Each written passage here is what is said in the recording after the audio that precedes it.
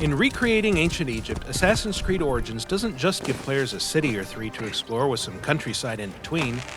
It's building an entire seamless country you can travel freely across. This is the biggest world ever created for an Assassin's Creed game, and it's packed with dynamic things to discover and pursue.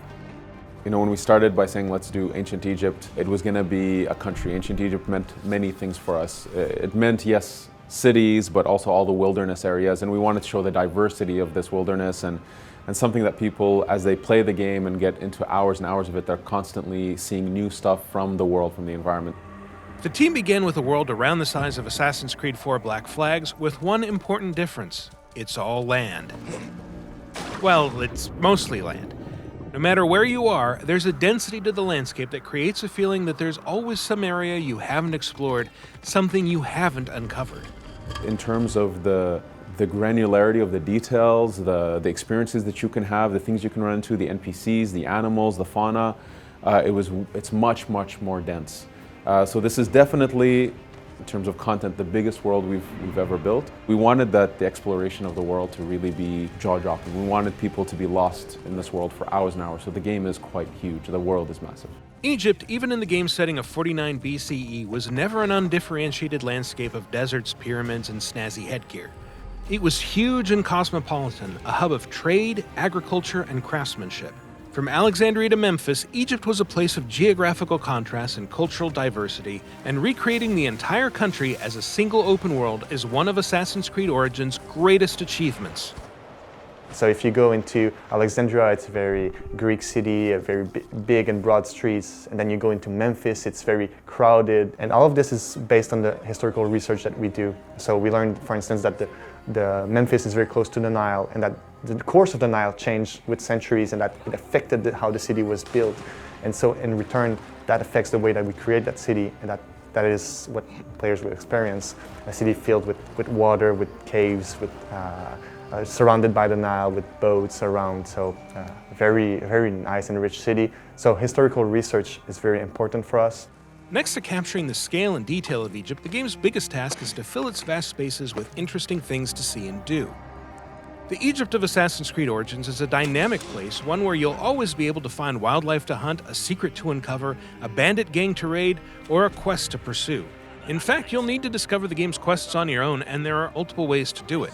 A vital contact might direct you to someone who wants you to check on a friend in danger, for example, or you might just stumble onto that friend while exploring and get pulled into a new adventure. You can even leave a quest at any time, pursue other tasks, and then pick up again from where you left off. There's tombs and temples to explore, there's puzzles in the world, left by the ancient people. There's a lot of really cool activities to do in the world. There's a huge density there. Assassin's Creed Origins is set during the reign of Cleopatra, an extremely tumultuous and pivotal era for Egypt, and one that fits in well with the series' preference for periods of conflict, upheaval, and massive societal change. The game takes place during her ascension to the throne. During this time period, her father, Ptolemy XII, had passed away, and so he left the country into the hands of Cleopatra and her brother, Ptolemy XIII, who's the boy king. And right away there was conflict and strife and a civil war between the two, and Cleopatra gets exiled. And so we catch up to her in our context when she's exiled, and so she's on her way to reclaiming her throne. Pretty much everyone in Cleopatra's family has been assassinating each other's, so that creates this unique set that's tremendous to create a story and to go around all of this plot. Ptolemy XIII appears to have the full support of a masked secret society calling itself the Order of the Ancients, and since history tells us the Boy King's power grab was orchestrated mostly by his advisors, it's likely the masked men are behind the civil war itself. The Order of the Ancients are trying to control Ptolemy XIII. They believe that he's younger and weak and that they could manipulate him easily. However, they're a secret society, and they will always be in Bayek's path, and so you will have to make your way through that. In any case, Cleopatra would soon have a powerful ally of her own. And at this point, we have Caesar, who shows up at some point chasing after another Roman, Pompey. Pompey came to Egypt in order to be protected, thinking that they had an alliance. But Ptolemy, knowing that Caesar was coming, he decides to assassinate Pompey as a gift to Caesar, which only infuriates Caesar, saying that he was my enemy, but he was also Roman. You cannot kill a Roman like that. And so this pushes him to ally with Cleopatra. And so we get to meet these key central figures. So Caesar being, this legendary tactician, I think one of the most epic historical figures that we can possibly have in the Assassin's Creed series. We wanted our players to experience it sort of as if, for Bayek, these are also at some point gods. Cleopatra, Ptolemy, they're considered to be gods in this world.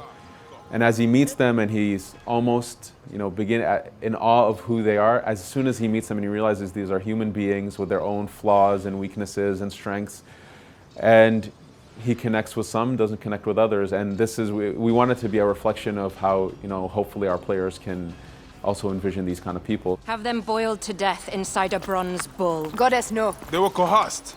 Bayek's quest isn't just about exploring ancient Egypt or defying the Ptolemies, or even fighting the masked agents of the Order of the Ancients. It's about finding a new place in a world whose changing traditions have made him obsolete, and it's a quest that will lead, eventually, to the founding of what we now know as the Assassin Brotherhood. From the start, we know that assassins are fictive characters, so it's all right. We acknowledge that this is not a documentary, even if we're based off history, even if history is our playground and we like to play with it. So Bayek, within that environment, even though he's fictive and he interacts with real people, we try to make it believable. That really rootens him into the realm of Egypt. Assassin's Creed Origins is coming October 27th for Xbox One, PlayStation 4, and PC. To find out more, check out the other videos on this channel and visit us at Ubiblog.